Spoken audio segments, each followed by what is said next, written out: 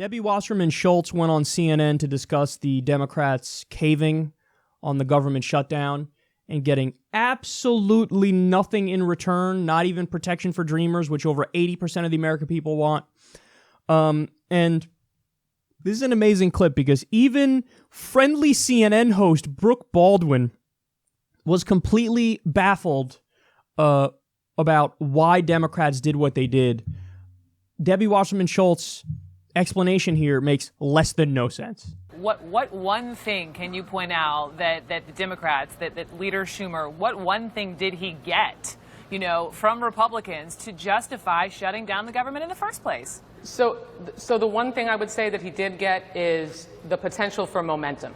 Because if, and I'm certainly hopeful that that's what occurs, but if the majority leader, Mr. McConnell, can be taken at his word and over the next 3 weeks before February 8th, they can negotiate on protecting the dreamers, on making sure that we can have a full year comprehensive budget that lifts the caps and really makes sure that we can responsibly budget again, then maybe we can be in a position to get the House and the President to come on board. I'm still hung up, though, and I know Americans are listening, and they heard you say, and it's reverberating, potential for momentum, and they're thinking, potential for momentum, was that really worth shutting the government down for? The potential for something. I will tell you that Republicans should be asking themselves that question because they shut the government down. This is a Trump shutdown, Brooke. They control the White House, the House, and the Senate. They have the full ability to have passed a budget, done whatever they wanted, and they couldn't because they know that the way they are trying to approach funding the government is irresponsible, and they couldn't even get all of their own members to vote for it. There is a potential for momentum if they are able to reach agreement on making sure that we can have a comprehensive budget deal, get our disaster relief passed to protect the communities that have been devastated by natural disasters, make sure we responsibly fund our military, our community health centers, and children's health insurance, and our dreamers.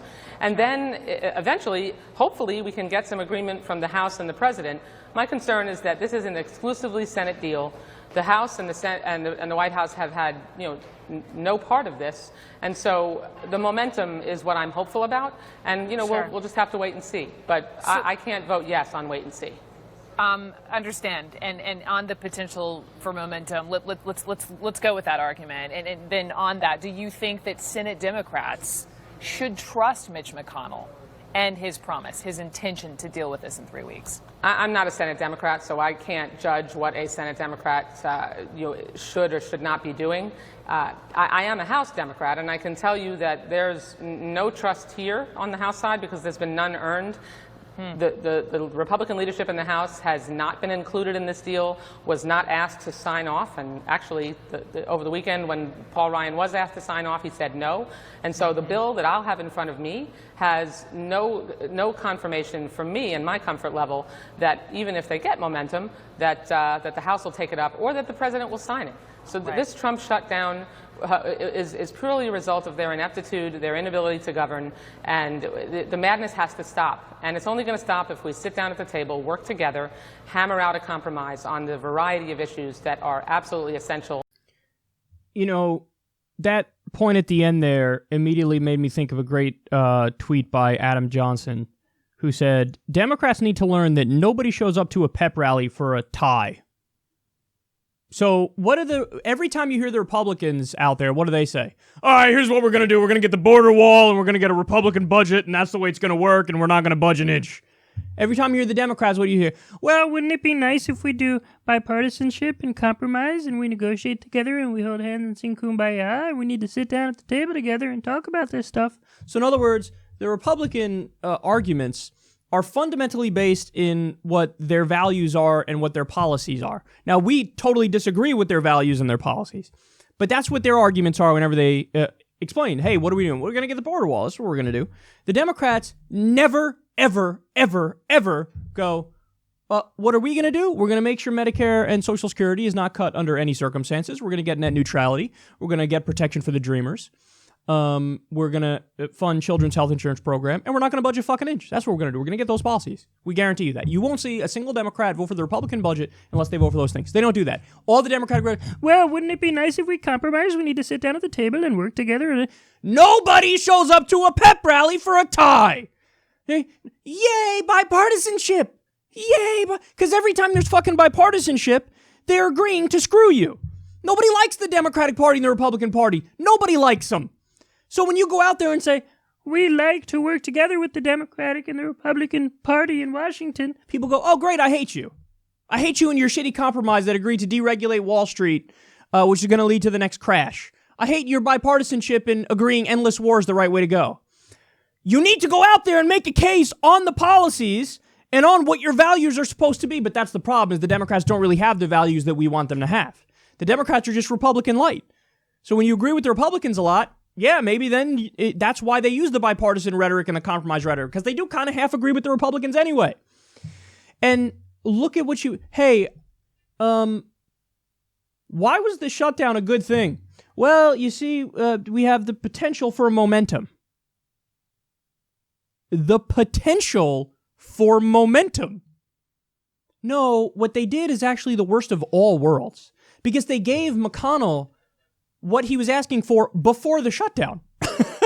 The Democrats could have gotten that same deal from McConnell before the shutdown, but they shut down the government and then gave him the same deal anyway.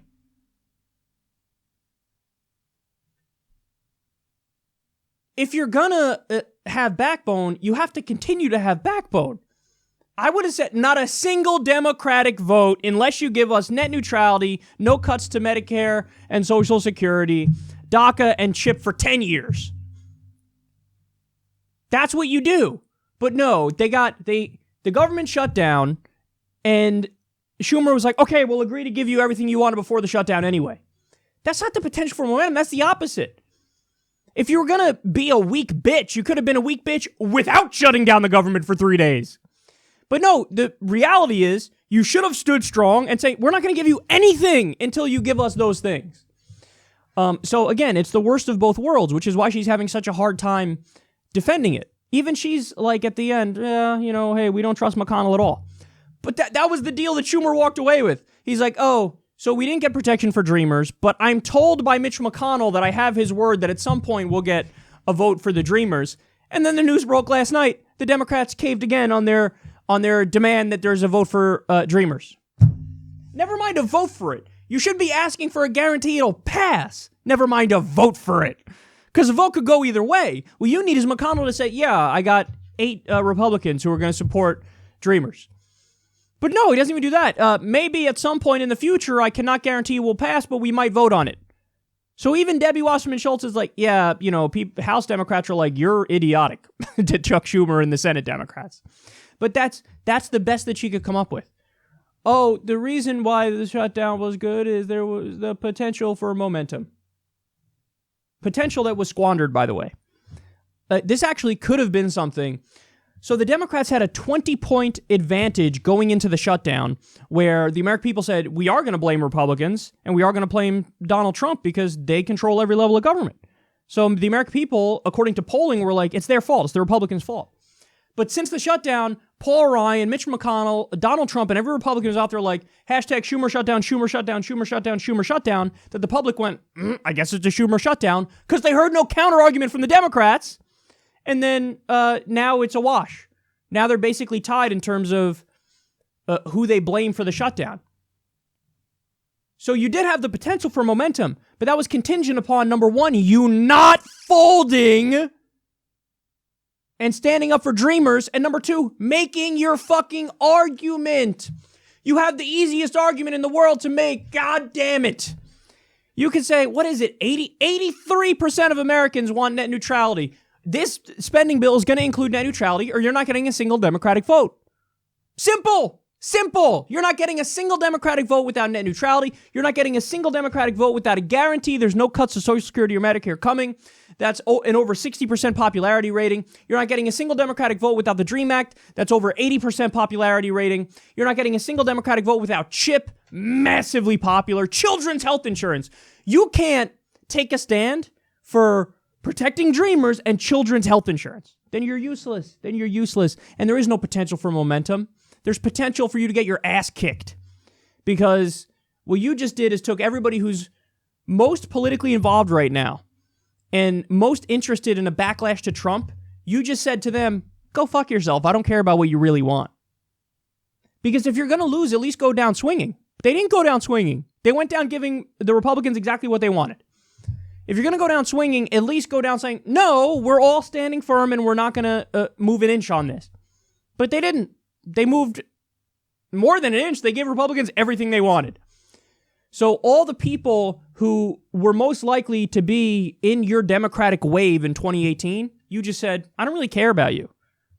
That's going to have devastating consequences. I know that in the mind of corporate Democrats, they think the answer is always to move to the right, but that's not actually always the answer. And what you're going to find is, just like for the past few fucking decades, every time you do that, you get your ass handed to you. Well, you just did it again.